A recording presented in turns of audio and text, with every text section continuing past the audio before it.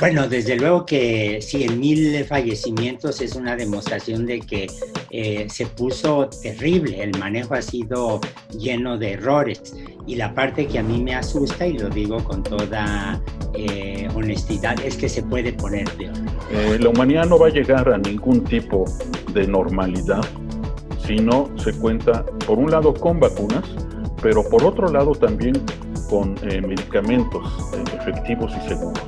Yo creo que habla de la ceguera, de la irresponsabilidad, de la obstinación y de la falta de preparación de las autoridades de salud y en última instancia de su responsable directo, que es el presidente de la República. En México, la crisis de la COVID se ha convertido en una terrible catástrofe que ya ha superado incluso los peores vaticinios del propio gobierno mexicano. ¿Crimen de lesa humanidad, doctor Lascano? ¿Podría más adelante el mundo voltear a vernos y decir que lo que está pasando y lo que pasó en México es eso?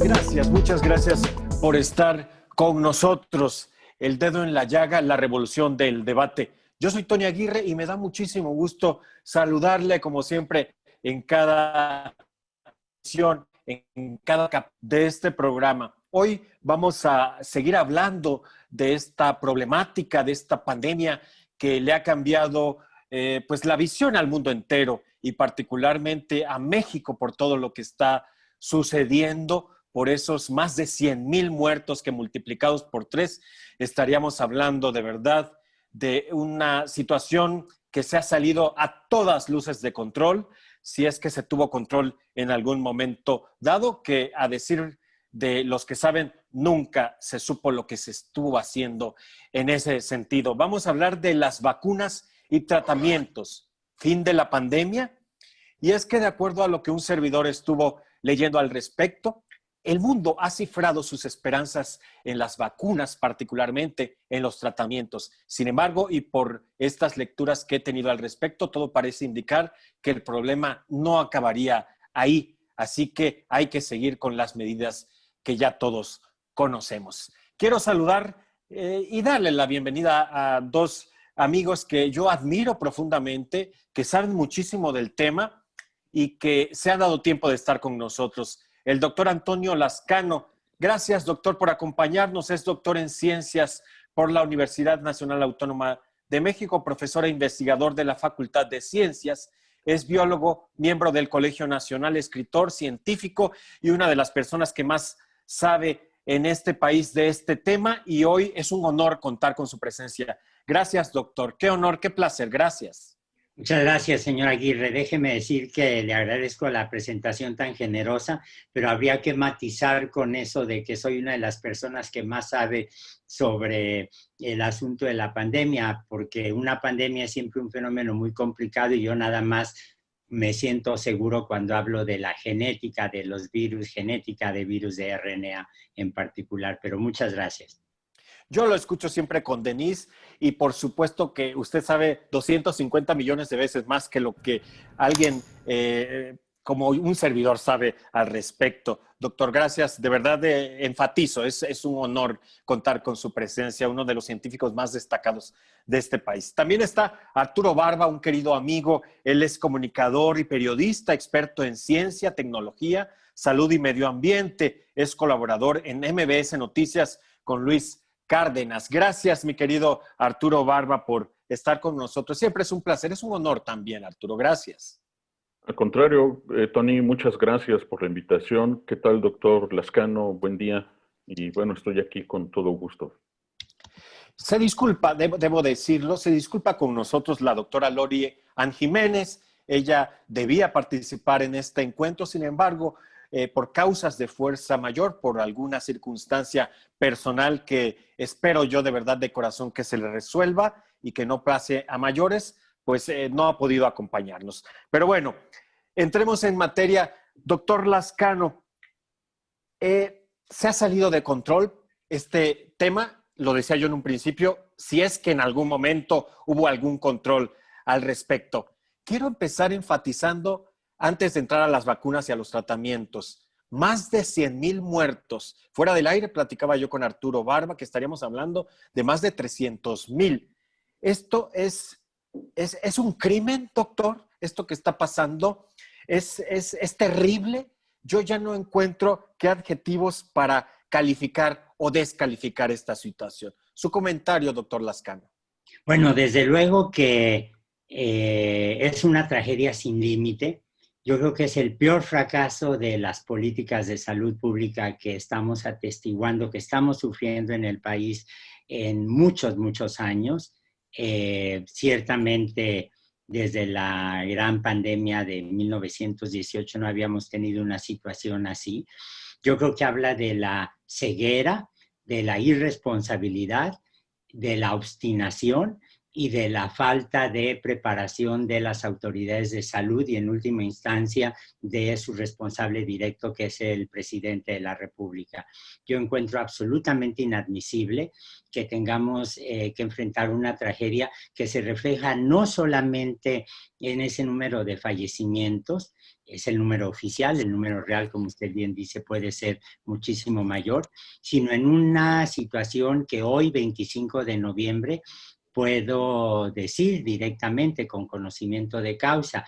Hoy están saturados los hospitales, los institutos nacionales de cardiología, de enfermedades respiratorias, de nutrición, el Hospital Gia González y también los hospitales privados. Es decir, quienes tenemos la fortuna de haber comprado un seguro, disponer de un seguro médico con anterioridad, en este momento no podemos ir a un hospital privado para decir atiéndanme de COVID o atiéndanme de otro problema, porque simplemente no hay espacio.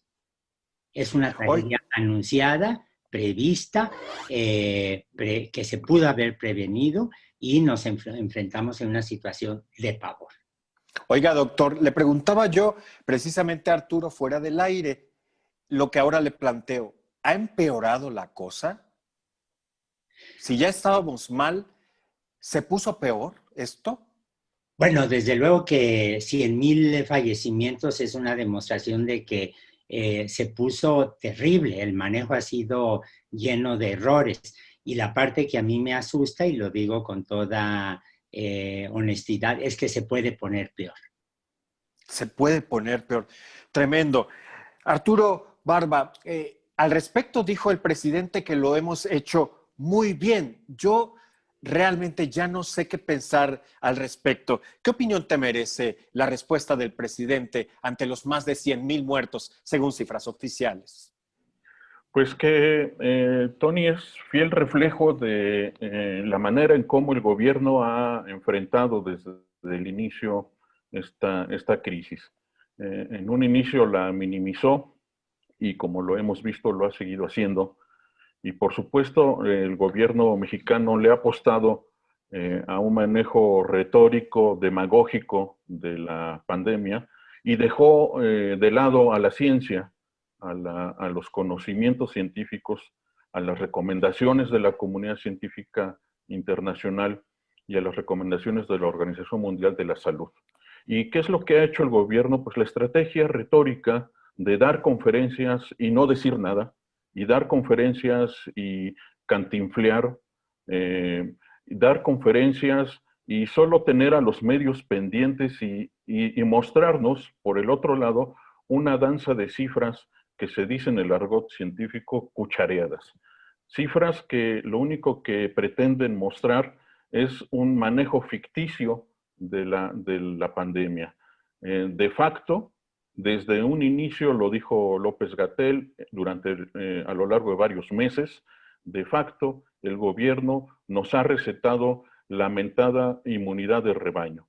Y esa mentada inmunidad de rebaño, que es el dejar circular al virus libremente sin emprender ninguna medida de control o mitigación, ni siquiera de medición, lo que se ha reflejado es en el mayor número de muertes y mayor número de contagios. Y la situación va a empeorar porque estamos en un periodo de brote epidémico de influenza, como ocurre año con año, y se va a sumar a esta a esta crisis que en México se ha convertido en tragedia. No, se ha convertido en catástrofe. En México, la crisis de la COVID se ha convertido en una terrible catástrofe que ya ha superado incluso los peores vaticinios del propio gobierno mexicano. Yo creo que la responsabilidad de nuestros gobernantes, si bien ahorita por el manejo político, por la rajatabla política a la cual se ha dedicado, le va a impedir a los mexicanos conocer del todo la verdadera dimensión de la pandemia. Pero solo es cuestión de un poco de tiempo para que empiecen a salir esos datos y nos demuestren el crimen que está cometiendo el gobierno mexicano. Y yo aquí sí responsabilizaría de manera muy especial, aunque la responsabilidad primera es del presidente, pero creo que aquí tiene una responsabilidad muy especial Hugo López-Gatell, que públicamente es el encargado de las medidas que se toman en contra de la pandemia. El día de ayer escuchamos durante la conferencia nocturna cómo empezaba a pelear su reinito y empezó a decir que Marcelo Ebrard no tiene por qué estar metiéndose en esto de la compra de vacunas y que eso es una responsabilidad exclusiva de él y de la COFEPRIS. Me parece que hay una lucha intestina al interior del gobierno federal que ha tomado varios matices y que hay varias personas que tienen un poco más de alfabetismo científico, los demás son analfabetos científicos como Hugo López-Gatell, pero hay otros que son un poco más letrados como el propio canciller Marcelo Ebrard o Claudia Sheinbaum, que se han revelado al interior de la Cuarta T y no ha sonado mucho, pero ya están empezando a tomar acciones cada uno por su lado que van dejando poco a poco a Hugo López-Gatell quitándole atribuciones y haciendo acciones que salen de su control. Y yo creo que esto se va a ir incrementando conforme siga o continúe la pandemia. Por supuesto, algo de lo que mencionas, Arturo, seguramente tiene que ver con el simple uso del cubrebocas, por ejemplo, la campaña que hizo Claudia Sheinbaum, que aunque tuvo que cambiarle los colores del gobierno para esta campaña, para no contraponerse precisamente al gobierno federal, pero lo ha hecho, ella lo ha utilizado incluso. Bueno, yo solo comento que alguien tendrá que pagar precisamente por este, yo no sé si vaya a sonar muy fuerte lo que voy a decir, crimen de lesa humanidad, doctor Lascano. ¿Podría más adelante el mundo voltear a vernos y decir que lo que está pasando y lo que pasó en México es eso? Bueno, yo no soy abogado, no tengo una preparación en leyes. Yo sé del código genético, no del código civil, y entonces no sabría si efectivamente en lo que se está haciendo es incurrir en un delito. Lo que sí tengo perfectamente claro y coincido absolutamente con lo que dice don Arturo, es que hay responsabilidades muy directas. Y por supuesto que es preocupante que en el seno de un gobierno federal haya desacuerdos, pero haber desacuerdos en un momento sobre qué medidas tomar cuando tenemos más de 100,000 fallecimientos me parece absolutamente una irresponsabilidad que tiene que ser juzgada. La sociedad tiene un mecanismo muy concreto para poner castigos que se llama las elecciones. Nos vemos el próximo año en las urnas, pero para vernos el próximo año en las urnas y ver si vamos a querer seguir teniendo esta unanimidad política que ha resultado tan costosa para la nación en los congresos, pues habrá que exhibir claramente las virtudes y los defectos de los distintos miembros del gobierno, de los distintos representantes elegidos democráticamente. Eso lo tengo muy claro yo, eso sí. Ahora, la parte que yo creo que hay que agregar, pensé que le iba a mencionar don Arturo, pensé que le iba a mencionar usted, pero es importante decirlo, es que se acerca una fecha que es paradigmática para una buena parte de la nación, que es el 12 de diciembre, en donde nosotros tenemos este peregrinaje extraordinario de muchos mexicanos que legítimamente buscan demostrar su fe en la Virgen de Guadalupe. Yo creo que en este momento, lejos de haber estos diferendos en el seno de los gobernantes, lejos de que el gobierno siga ignorando a la comunidad científica, lejos de que siga desdeñando a la prensa, debería haber un consenso global en cómo garantizar que la gente no se va a agolpar en el atrio de la Basílica de Guadalupe el 11 de diciembre, y deberíamos tener esfuerzos muy concentrados en este hecho como algo que puede llevarnos a una tragedia sin límites. Tenemos antecedentes equivalentes también de una religión monoteísta. En la peregrinación que se hace a la Meca, que es muy importante para quienes son musulmanes, cuando estaba la epidemia de MERS, que venturosamente se autocontuvo porque es muy agresiva, el gobierno de Arabia Saudita tomó una serie de medidas para garantizar que el número de infecciones se redujera al máximo. Yo no sé qué medidas puede tomar en este momento el gobierno combinado con la jerarquía de la Iglesia Católica para tratar de hacer algo equivalente, pero ese es un punto muy, muy agudo, es un foco rojo que está parpadeando con una intensidad enorme que nos está diciendo, allí se tiene la necesidad de trabajar de manera coordinada. Doctor, ya lo han dicho las autoridades, se va a tener durante 3 días cerrada la Basílica de Guadalupe, pero yo no sé, Basta, mi querido perdón, Arturo. eso no basta, eso No, no. no basta, eso es a lo que voy, doctor. Yo no sé si eso sea suficiente, usted dice que no, yo también creo que no sea suficiente porque ya las peregrinaciones vienen, ya la gente con su fe a pedirle a la Virgencita, seguramente que acabe esta debacle, seguramente que este horror termine, pero no va a terminar con esto, no va a ser suficiente, Arturo. ¿Qué se te ocurre que pudiese hacerse al respecto, querido Arturo? Pues yo creo que en primer lugar que nuestro presidente tome su papel de líder, algo que no ha asumido desde que estalló esta tragedia de la COVID-19.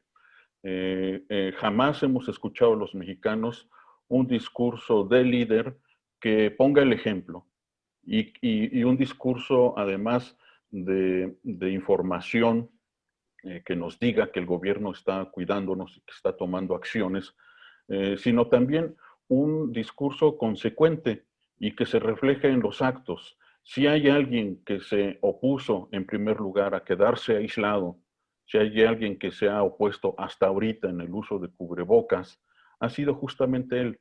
Y esto se ha reflejado en las decisiones cruzadas y en los mensajes cruzados de nuestro gobierno. A diferencia de lo que ocurre en otras partes del mundo, aquí no hemos tenido al presidente dándonos estos mensajes de aliento, de seguridad y, por supuesto, de ejemplo. Por lo tanto, la sociedad se toma también de esa manera el problema de la COVID-19. Lo que se ha hecho, no Arturo, lo que se ha seriedad. hecho es negar el problema. Lo que se ha hecho es minimizarlo. Entonces, lejos de dar esperanza y lejos de resolverlo, pues se ha agudizado la circunstancia, ¿no es así? Y el mensaje del presidente debe ser muy claro, o debería ser muy claro. Él es el ejemplo, él es el líder del país. Y la popularidad de López Obrador le da legitimidad. Y mucha gente haría lo que él dice. Mucha gente está al pendiente de sus palabras y de sus acciones.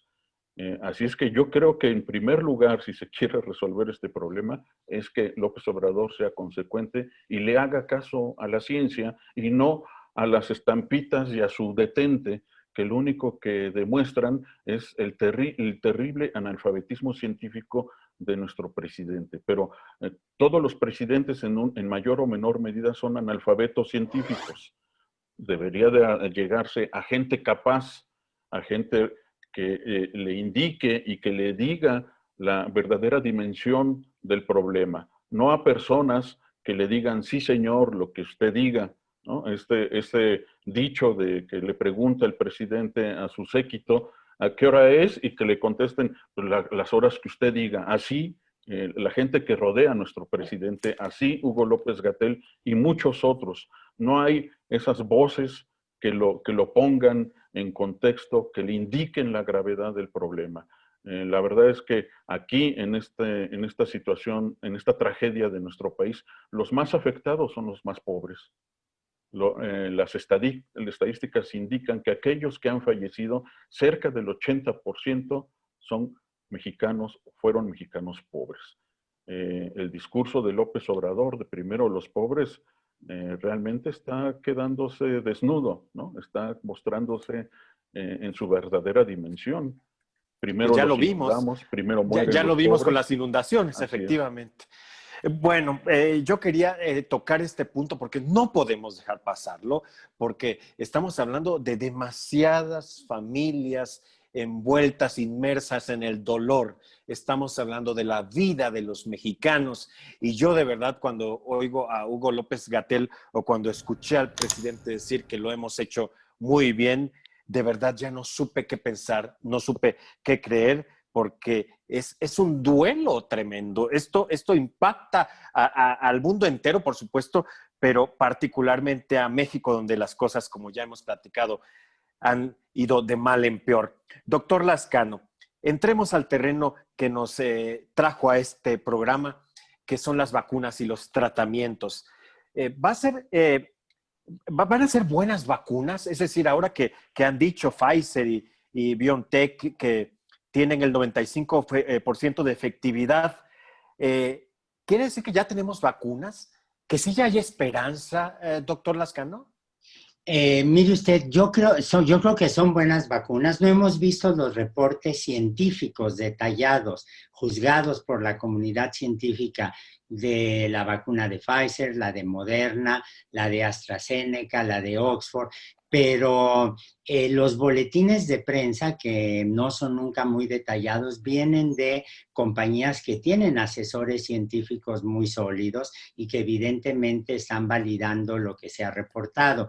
Pero aquí hay que matizar una serie de cosas. En primer lugar, las vacunas de RNA mensajero, las de Pfizer y las de Moderna, son, digamos, la demostración concreta de la extraordinaria visión que tuvo una científica húngara, ahora nacionalizada estadounidense, Katalin Karikó, que insistió muchos años en que el RNA era muy bueno para hacer vacunas y fue desdeñada una y otra vez porque la comunidad científica puede ser extraordinariamente conservadora. Pero la ciencia es un poco como la democracia. Con el tiempo corrige sus errores y por eso tengo tanta confianza en las elecciones del próximo año a propósito. Y quedó demostrado que las vacunas funcionan y son eficientes. Ahora, lo que dicen mis amigos que sí saben de vacunas, a los que yo oigo con mucha atención, es que una cosa es tener la vacuna y otra cosa es tener la vacunación. Por ejemplo, la vacuna de Pfizer, que la de Moderna, que requieren de temperaturas muy bajas, especialmente la de Pfizer, se podría transportar. Ya hay unos contenedores diseñados por una organización de ingenieros apoyados por fundaciones que no buscan lucro. Se pueden transportar en carritos, en maletas, como es en contenedores, como esos que uno usa para subir al avión, donde se pueden guardar hasta 5,000 dosis. Probablemente esa es una vacuna que vamos a tener en los grandes centros hospitalarios de las grandes ciudades del mundo, en donde rápidamente se podrá vacunar al personal de salud. Las otras vacunas yo creo que vienen en camino, pero lo que no hemos visto en México es precisamente una definición clara de cuáles son las estrategias de vacunación. Créame que yo con mucho interés he estado leyendo los informes, los discursos que da la Secretaría de Salud y no se ha publicado nada respecto a cómo vacunar, por ejemplo, en un momento dado, no a las personas, yo soy diabético, que somos diabéticos de grupo de riesgo en la Ciudad de México. Eso puede uno entender que puede haber programas, estrategias muy claras, muy definidas, pero cómo se vacuna dentro de la misma Ciudad de México a la gente sin recursos que vive en Iztapalapa, cerca de la central de abastos. Ponemos un puesto de vacunación allí al lado, que probablemente sería lo más lógico, pero luego la pregunta es, ¿cómo vacunamos a las personas de la tercera edad que estén en un pueblito de los valles de Oaxaca? ¿Cómo vacunamos a la gente que esté en una ranchería en Tamaulipas?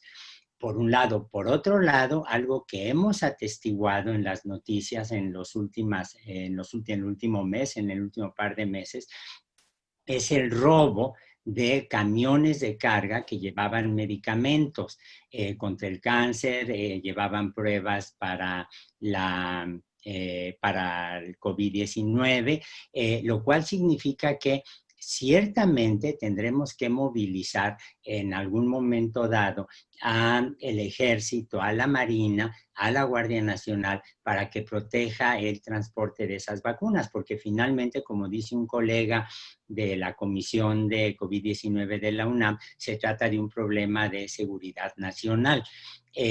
A eso agreguemos cosas de las que no se habla. En México, a los ancianos de las familias no los solemos poner en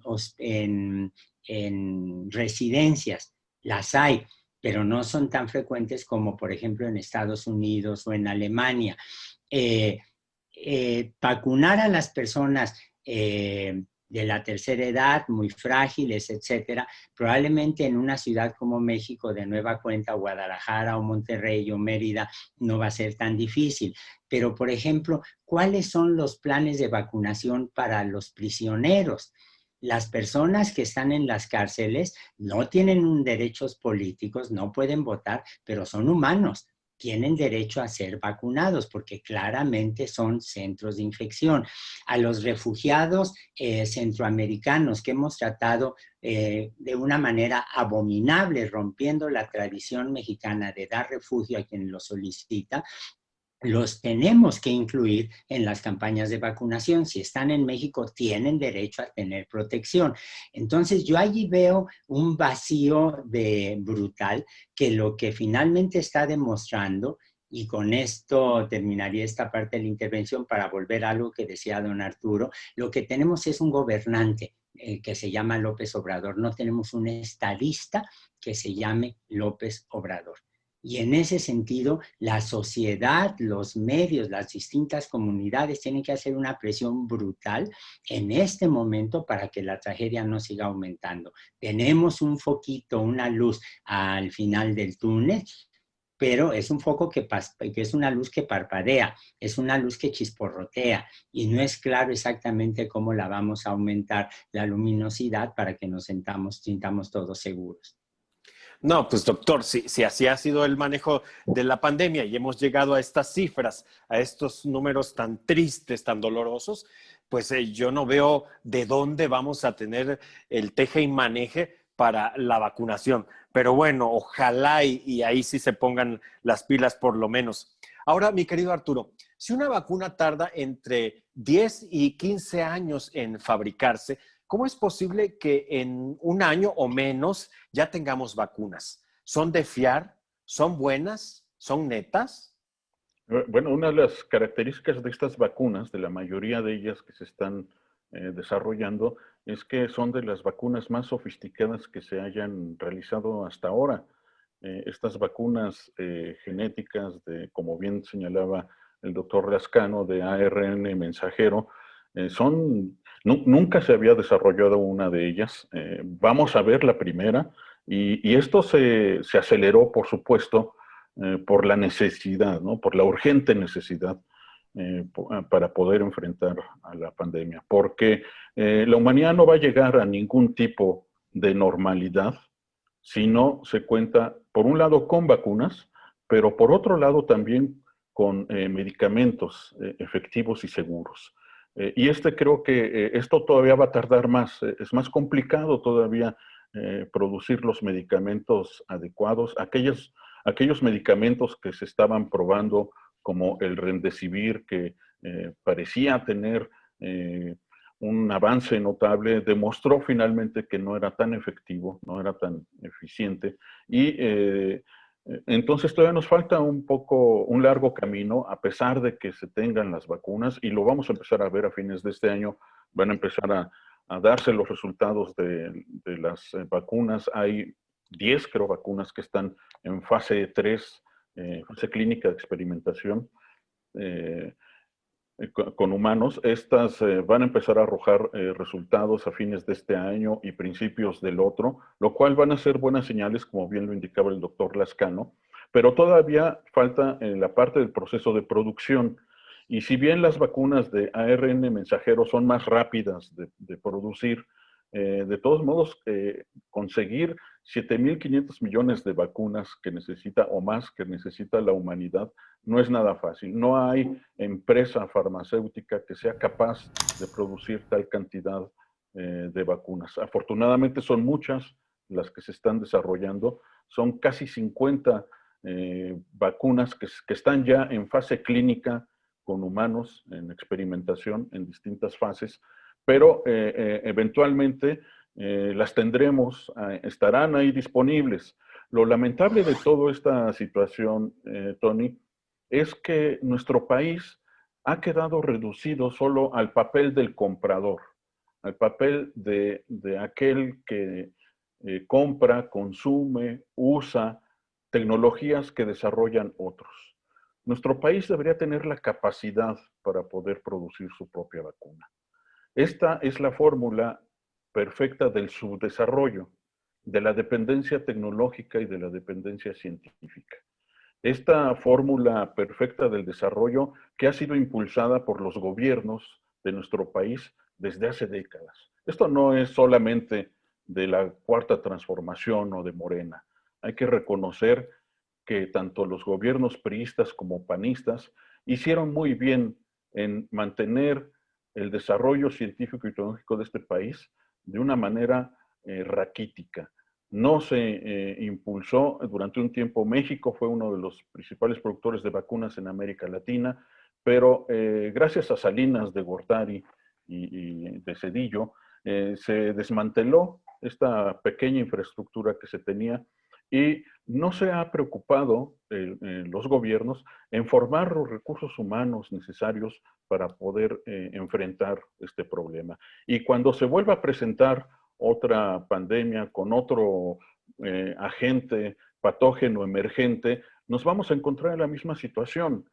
Vamos a tener que salir a comprar vacunas, formarnos en la cola de las vacunas que producen los países desarrollados, las empresas que sí invierten en desarrollo científico y tecnológico. Y esto es realmente lamentable. Es un asunto de seguridad nacional que tenemos que ponerle fin, y para hacerlo se tienen que hacer fuertes inversiones en desarrollo tecnológico, en formación de recursos humanos. Lo que nos va a costar ahorita la vacuna, solo una pequeña fracción de lo que cuesta o lo que va a costar comprar la vacuna, se podría generar un gran centro de investigación y desarrollo de una orientada al desarrollo de vacunas en nuestro país. Hay una empresa por ahí, pero en realidad ha quedado muy reducida, no tiene la capacidad ni siquiera para producir vacunas que ya se producen desde hace mucho tiempo en otras partes del mundo.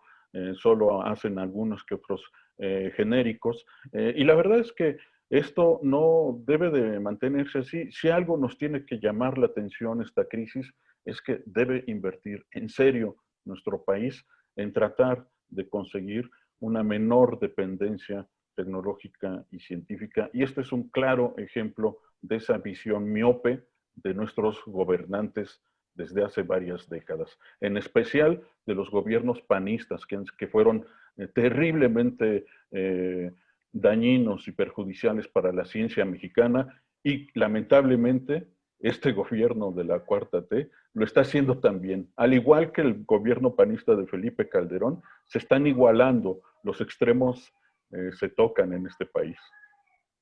Lamentable, lamentable, muy fuerte lo que estás diciendo, pero muy cierto, mi querido Arturo. Doctor Lascano, ¿hay un plan B? Es decir, además de la vacuna, cuyas esperanzas pues nos han motivado al mundo entero a eso, a tener una esperanza de que este horror termine. Pero mi pregunta es esta, ¿hay un plan B? Es decir, ¿hay algún otro tipo de tratamiento? Porque pues ya lo ha dicho todo, gente como Donald Trump, que ya vemos que dice cada cosa, que qué bueno que ya se va, porque de plano, bueno, ya ni hablar de eso. Pero también hubo en estos días, iba a haber una senadora, de Morena, por cierto, iba a promover un tratamiento milagro también. Es decir, no hay tratamiento real, un tratamiento realmente efectivo contra el COVID y por supuesto no hay tratamiento milagro, ¿verdad, doctor? Pero mi pregunta es, ¿hay un plan B? Bueno, no sé si el gobierno tenga un plan B más allá de lo que esta senadora o diputada tan peculiar, una que le gustó retratarse con una pistola puesta en los pantalones de mezclilla. No sé si eso sea un plan B que esté prosperando. Básicamente era jugo de tomate, bueno, o de jitomate, como se dice en el centro del país, como una solución milagrosa. Yo no estoy en las redes sociales, pero una de mis alumnas me reenvió un tuit, un mensaje que envió la legisladora quejándose de la intolerancia y la deformación que había hecho la prensa de su proyecto, que venturosamente no prosperó, pero que es un indicador de algo a lo que me voy a referir un poquitín más adelante. El plan B existe a nivel internacional, de hecho, y en México se está estudiando. En realidad hay una serie de antivirales que tienen efectividad si se aplican en las primeras etapas de la infección. Voy a hacer una simplificación que probablemente horrorizaría a mis amigos de la comunidad médica, y uno puede dividir el padecimiento en dos grandes fases. Una primera fase que es la infección, cuando el virus empieza a multiplicar una gran cantidad, y luego lo que tenemos es la parte del padecimiento que es la respuesta hiperinmune, cuando los enfermos pueden incluso fallecer de una respuesta hiperinmune que provoca una serie de daños brutales a distintos órganos. Si el virus se aplica, cuando el virus se está multiplicando al inicio de la infección, se aplica el remdesivir o el sofosbuvir, que eso lo propuso mi laboratorio junto con otros laboratorios del mundo de manera independiente, el favipiravir, etcétera. En ese momento uno puede parar la multiplicación del virus, la replicación del virus, y funciona bien. De hecho, con colegas del Instituto de Química de la UNAM, en mi propio laboratorio, estamos ahora viendo exactamente cómo encajan estos compuestos adentro de la molécula que permite la multiplicación del virus para tratar de inhibirla. El mejor ejemplo de la eficacia del remdesivir, ciertamente el ejemplo más público, es cómo le funcionó junto con otras medidas preventivas al presidente Trump, pero porque hay una vigilancia constante al principio y al menor indicador de la enfermedad, inmediatamente se someten a tratamientos.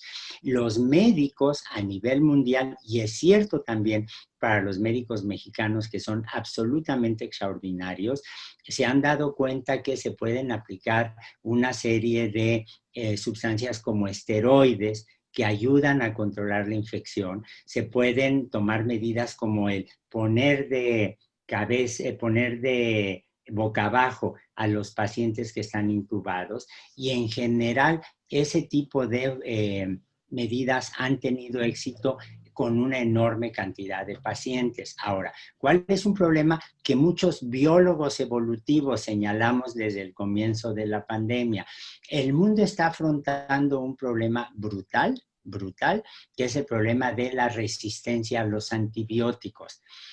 Los virus, como no son bacterias, como no son hongos, no tienen resistencia a los antibióticos. Pero no sé si recuerdan que hace algunos años, un par de años, año y medio, hubo, el caso se hizo muy famoso, un paciente inglés que resultó infectado por la bacteria de la gonorrea y la bacteria era resistente a muchos tratamientos de antibióticos, porque las bacterias evolucionan muy rápidamente y pueden intercambiar los genes que les dan esa capacidad de resistencia. En este momento, lo que más está matando a muchos pacientes intubados en el país es el ataque por bacterias multiresistentes e incluso ya apareció en las noticias con una levadura, un hongo que estaba siendo estudiado por micólogos mexicanos, por microbiólogos desde hace tiempo. Es decir, el problema no es nada más tener hospitales, el problema no es nada más tener ventiladores, el problema es también tener gente entrenada para usar los ventiladores, tener a los miembros de la comunidad médica capaces de hacer ese uso y también que tomen las medidas preventivas. Ahora, yo, como sé que el tiempo se nos está agotando, quisiera señalar algo que no deja de ser significativo. Muchos hemos dicho de distintas maneras desde hace meses que lo que estamos viendo es la salud como un derecho de clase. Es decir, aquí en la Ciudad de México tenemos grandes hospitales públicos y privados y uno puede ir para resolver problemas de salud a un hospital privado si se tiene un buen seguro, etcétera. Los hospitales públicos, los grandes institutos de salud tienen una actitud de servicio muy notable que ayuda a la nación. Pero eso no pasa en el resto del país. Las grandes ciudades no tienen toda esa infraestructura hospitalaria que tiene la Ciudad de México y las ciudades pequeñas, los pueblos pequeños, los poblados aislados la tienen menos. Y nada más les hago una pregunta muy sencilla. Todos ustedes dos habrán visto en las noticias del número grande de miembros de la clase política que han sido infectados por COVID-19, porque están cumpliendo con su deber, porque están yendo a juntas, por lo que sea. Salvo unas pocas excepciones lamentables, la mayor parte de los políticos infectados no han fallecido, la han librado bien. ¿Por qué? Porque han tenido acceso precisamente a estos tratamientos rápidos que son eficientes. La señora que vende tortillas en la esquina de la calle donde yo vivo difícilmente tendría acceso exactamente a los mismos tratamientos. Ciudadanos de segunda, ciudadanos de primera y de segunda en este país, doctor Lascano. Absolutamente, y eso queda perfectamente claro, reflejado en con este tipo de ejemplos que he mencionado de la clase política. Y ahora lo que decía de Donald Trump, finalmente tuvo que aceptar a la ciencia y no aquello que había dicho de inyectarse cloro o inyección de luz y no sé qué tantas tonterías. A eso me refería yo cuando mencioné a Trump, que finalmente pues un buen tratamiento lo hizo salir adelante. Si dicen que el miedo no anda en burro, ¿verdad? Bien, Arturo Barba, yo te quiero preguntar, el exceso de esperanza y el exceso de confianza que nos está dando el hecho de que ya viene la vacuna, como quiera que sea, aunque todavía este país no sepa cómo la va a distribuir y como ya nos explicó el doctor con mucha lógica lo que podría suceder, esperemos que no, pero bueno, después de todo lo que ha pasado. Dime una cosa, ¿no se están relajando las medidas? Este exceso de confianza no es contraproducente porque la gente ya los vemos en fiestas, ya los vemos en todos lados, bueno, ahora con lo del Buen Fin que duró semanas, etcétera, etcétera. ¿Es contraproducente el hecho de que ya venga la vacuna porque estamos todos, nos está valiendo un poco más lo que está pasando, mi querido Arturo? Bueno, sí, yo creo que la situación nunca estuvo bajo control. La sociedad, y se entiende, ya está desesperada, ¿no? Para regresar a sus actividades normales. Y lo más lamentable es que no se tomaron las medidas a tiempo en el momento que se tenían que haber tomado. Yo hubiera preferido, por ejemplo, las medidas como se tomaron en China o en Singapur o en Nueva Zelanda, esas medidas de aislamiento que se están retomando ahora ante la segunda ola de la pandemia en Europa, esas medidas draconianas de imponer el aislamiento a la gente y no dejarlo a la voluntad, ¿no? Como se hizo aquí en México. Yo creo que 2 meses así, aislados, hubieran sido mucho más efectivos que la manera en cómo se enfrentó aquí en México. Sin embargo, eso, pues lo estamos viendo en Europa, eso no hubiera garantizado que se hubiera resuelto el problema. Vamos, no se tiene resuelto el problema en ninguna parte, bueno, salvo algunos países muy exitosos, pero esto se refleja en la sociedad, se refleja en la gente, ¿no? Que la manera tan errática, equivocada en cómo lo ha enfrentado el gobierno, esos mensajes cruzados a los que me refería también anteriormente, pues se reflejan en que la sociedad ya quiere hacer sus fiestas COVID, como bien decía el doctor. Ahora con el 12 de diciembre se van a aglutinar las personas, no solo ahí en la basílica, en todo el país, en las iglesias se hacen fiestas, se hacen convites, y seguramente ahí vamos a ver las aglomeraciones y vamos a ver situaciones realmente críticas. Ahora, el gobierno, la respuesta que va a tener ante esto va a ser la misma, es retórica en las conferencias, va a ser el manejo de las cifras, el control de las cifras. Recientemente se hizo un análisis del exceso de muertes en varias partes del mundo y hicieron la comparación con los casos de enfermos y de fallecimientos que reportan estos países. En algunos casos hubo una diferencia entre el exceso de muertes con lo registrado en los fallecimientos por COVID-19 de entre 1, 2, 3%. En el caso de México la diferencia fue de 200%.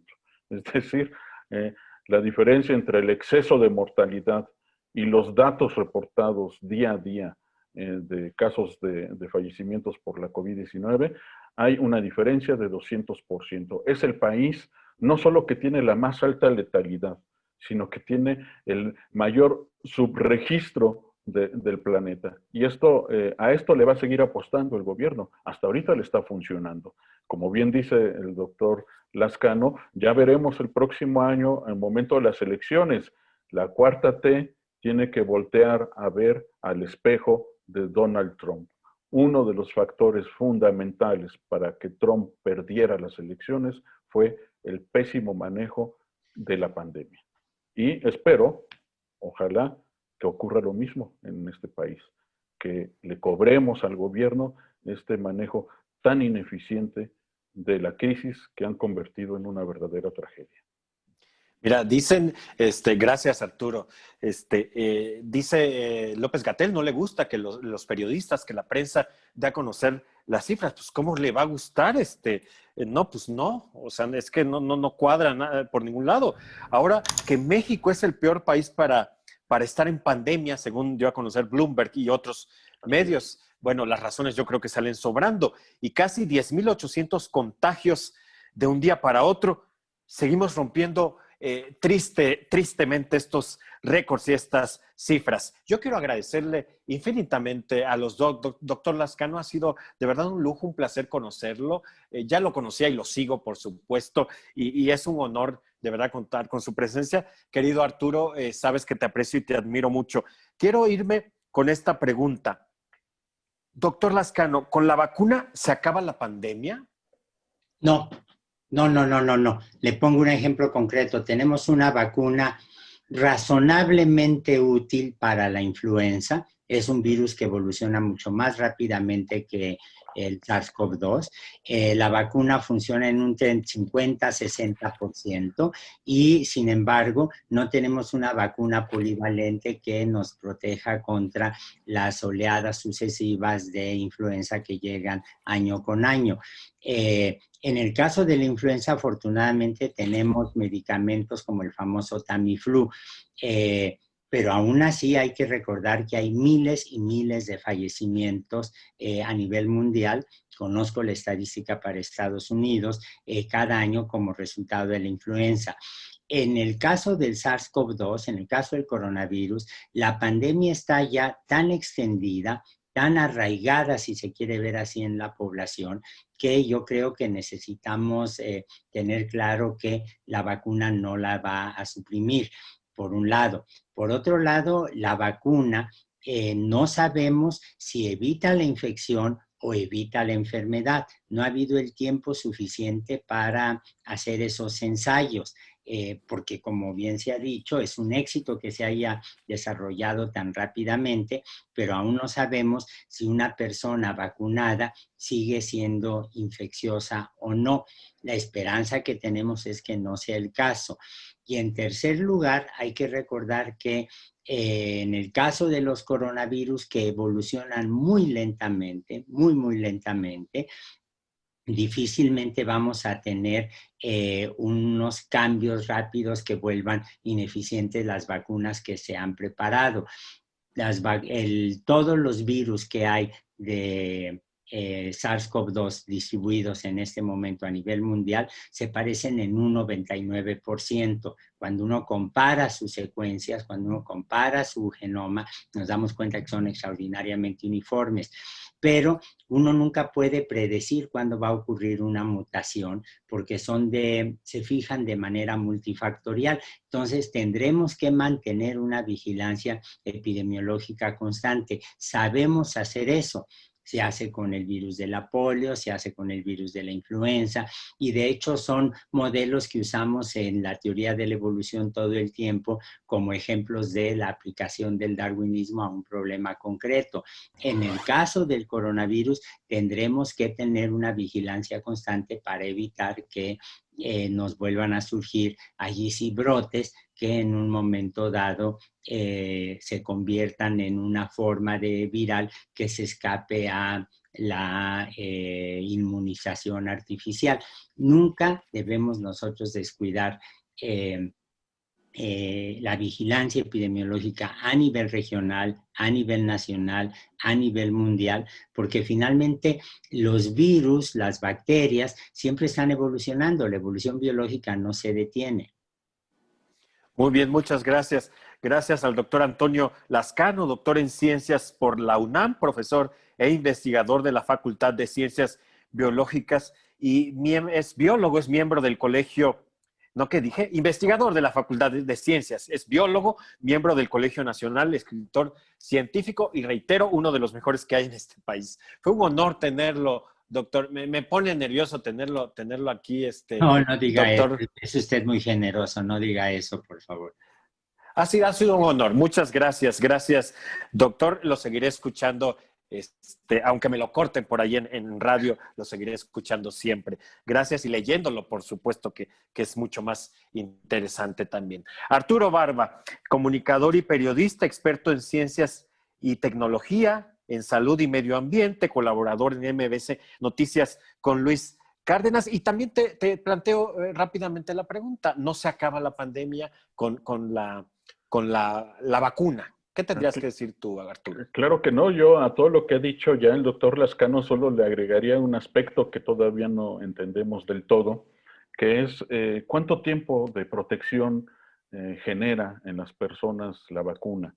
Se está especulando mucho, falta entender todavía por cuánto tiempo protege. Hay investigaciones contradictorias, hay algunas investigaciones que señalan que hay pacientes que se vuelven a reinfectar pronto, un mes después, y fallecen.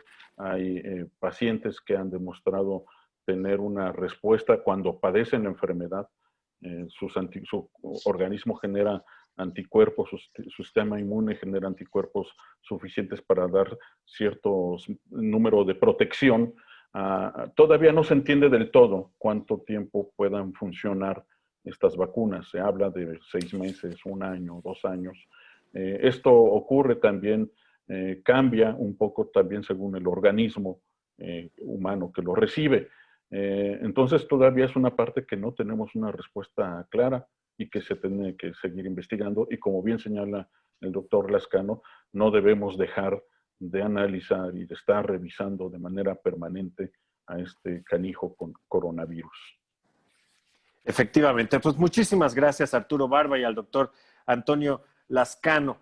Fue el dedo en la llaga, la revolución del debate. No me resta más que darle las gracias a nuestros invitados de primerísimo nivel, por supuesto, e invitarle a usted a que, pues sí es cierto que da confianza el hecho de que vaya a haber una vacuna, pero ya lo hablamos aquí, ya lo han dicho ellos. No hay que relajar las medidas higiénicas, no hay que confiarse, porque el exceso de confianza en estos momentos sería un pecado. El exceso de confianza también podría significar la diferencia entre la vida y la muerte. Así que el lavado de manos, el cubrebocas, la sana distancia y todo, absolutamente todo lo que haya que hacer por nosotros, por nuestros niños, por nuestros familiares, por nuestros ancianos, por todos los mexicanos.